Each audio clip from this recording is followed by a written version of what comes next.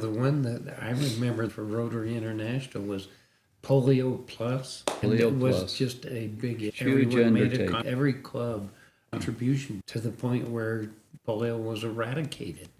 It was the major push to Rotary International. It was It was adopted by the International Board. Unfortunately, it's made a return. It was almost eradicated, very close.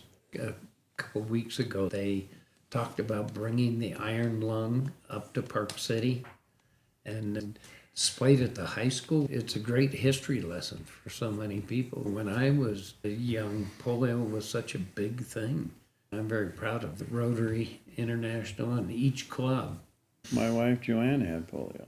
It affected her gait. She recovered from it better than 90% of the people do, but she was affected by it. We were taking sugar cube. I remember as a Cub Scout going to a facility in Murray Holiday area and directing traffic as people would come in and get a sugar cube with the serum that is in that sugar cube. We were the same age, that era of polio. Our incoming president, Allison Williams, is going to the Rotary International Convention that is in Taipei. And one of our past presidents went in Banff, Canada, that they had the international. We have had a couple of members who would, hand would been one went to an international convention.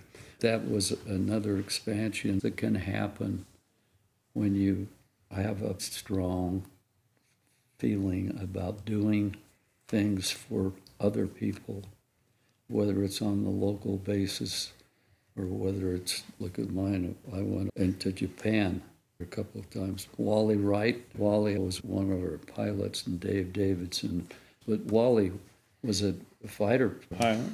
One story, Wally, there's nothing he wouldn't do. We were skiing one day, and Wally said, "You want to ski tomorrow morning?"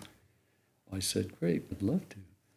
He said, "Well, you're not going to ski, but you're going to be at this place on this Run? at 12 o'clock. I want to do a little aerobatics in my plane." That Cessna, same plane that I almost got killed in.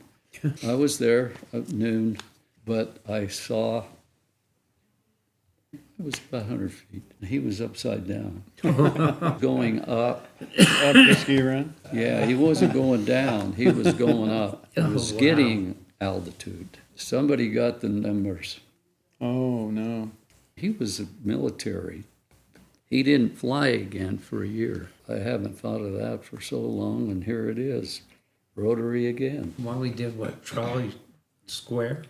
Yes. And also Salt Air? Yeah. He came up with some wild ideas. Oh, One of the ideas he had got me involved with is where Redford's place was for a while, the old depot. And before any of that existed, the depot was there and the railroad track that went out of town. Wally brought the trolley cars up and ran them past the Coalition building. That make that into a condominium project. He hired me to do interiors, how luxurious this old train car would be after all the remodeling. That didn't fly, but Great that's the way he idea, though. thought. He was a very creative guy. my notes here about Mexico, it sure touched my heart every other year during the time. Dave Davidson was the pilot. That went on for as long as I was active. Exchange students were really good too.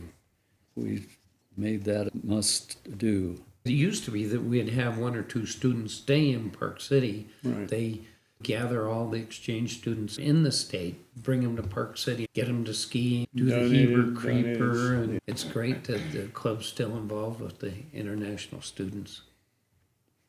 That's a highlight for me, activity with the entity and scholarships. Are you doing that?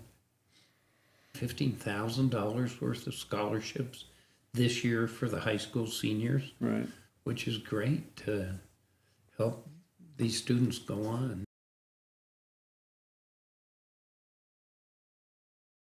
We're talking about 46 years ago. I wish my memory was sharper and I could recall all the nuances of my presidency. I'm sure you guys do as well. We had a lot of fun. Thanks to you, Jerry. Absolutely. I look at the history, being fortunate to be involved since 1980. We were maybe 40, is the size of the club and what we could do together. We would have a golf tournament or a ski day when you have 30 or 40 or 50 members. When you have 150 members, it's harder to do that. We used to have international ski weeks. Park City would host this Rotary International Ski Group, and it was in Ted's term in 1982, and in 1985, the Utah Special Olympics that we were a sponsor of, and then in 1985, the International Winter Special Olympics came to Park City. We were host families. That was a great event. It was a great program. Ted was in charge of that. That was a big event with Park City Ski Resort, and then the focus on challenged adults with skiing. My wife's driving me to places, and it's been a great experience, though, when I reflect on what I've been blessed with. And Rotary's right there. It's incredible what it's contributed to the community, but one of the areas where I'm so proud of Rotary is the international contributions it's made. It continues to. Yeah, I'm glad I didn't turn around when I saw those funny hats. Nobody's ever seen you in something that would be laughter. What are you talking about? It was quite a learning experience for me. It was overwhelming at times, so new and such a responsibility. We were representing such an incredible organization that you didn't want to screw it up. We really followed the rules, like attendance. If someone missed 3 meetings in a row, you were asked to leave. We'd have to do the makeups, going to makeups like in Salt Lake and the Murray Club, which was we got exposed to other clubs. When I travel, I find out the Rotary Club meeting day what time, and I would go and bring back the flag to verify that we were at that club. I don't know what all those flags are, but we had hundreds of them at one time. Remember, they're draped over the entire walls. It was fun to meet new people. There were times when I'd be in a community, let's say I was in Vail and doing a project, I would go to Rotary Club and say, hey, anybody can recommend a cabinet manufacturer here, because I'm in town and I don't really know. A couple guys raise their hand, meet them after the meeting. So it was really a great way to connect with business opportunities, but that doesn't really happen anymore. There's a balance somewhere where you encourage that now. I thought it was good to have that structure. Someone had to be in the community a minimum of 3 years and had to make contributions to the nonprofits in the community before we would even consider them for membership. It had a different flavor because of that.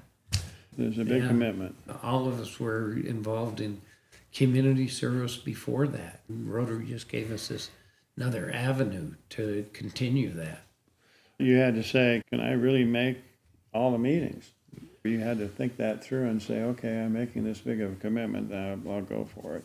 Some people didn't. A lot of them that dropped out. I think the Rotary that we created then spun off 2 other Rotaries here in Park City. For a community our size, to have 3 Rotary clubs is really amazing to me. And the other clubs are doing great things. That's the trade-off. If you do away with the attendance requirement, you can have more people involved. There's a balance somewhere along, but it would be nice if the members, when they leave the area, to participate in other Rotary clubs and spread the word of the Park City Rotary Club. Regular meeting, Tuesday in the pub at the Yarrow, a Holiday Inn. We are the largest club in Utah.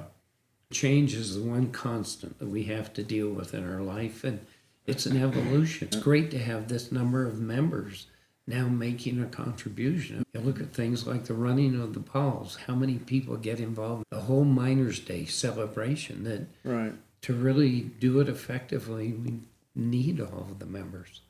Is the Paul Harris? Big part of the club.